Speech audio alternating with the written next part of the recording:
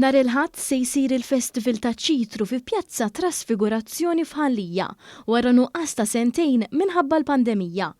Il-Festival ta' ċitru se jkun miftuħ għal pubbliku bejn id-9 ta' filgħodu u l-4 ta' wara nofsinhar. Fl-10:15 ta' filgħodu se jsir id-berik tal-annimali organizzat mill-Laqda tal-Festi Esterni. Il-qlieħ li se jiġġenera l-Kunsill Lokali mill-beħ ta' ċitru se jingħata kollu bħala donazzjoni għar-restawr tal-Knisja Parrokjali ta' Ħallija. Se jkun qed jitqassam ukoll frutti ieħor bla ħlas lit-tfal li jżuru din l-attività.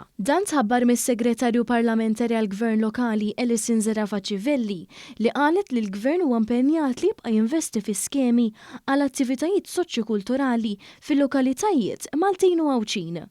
Il-Gvern lokali kommess li jkompli investi fi skemi li promovu il-kultura u l-attivitajiet soċjo-kulturali għaliex nemmnu li permezz ta' dawn l-attivitajiet ir-residenti fil-lokalitajiet tagħna ikollhom sens ta' għaqda u komunità. Is-Sindku ta' Ħallija Intni Dalli qal li dan il-festival mhuwiex biss wirja ta' ċitru imma huwa mezz ta' edukazzjoni ta' kif inħarsu l-pjanti u s-siġġar li għandna fil-ġonna tagħna. Aħna bħala kunsill nixtiequ nħeġġu lin-nies kollha l-ewwel ħaġa tar-raħal, il-bqija l-Malta u Għawdex kollu biex nhar il-Ħadd minn dil-pjazza sa nagħmlu din l-esibizzjoni li hija bidu ta' attività edukattiva u kulturali.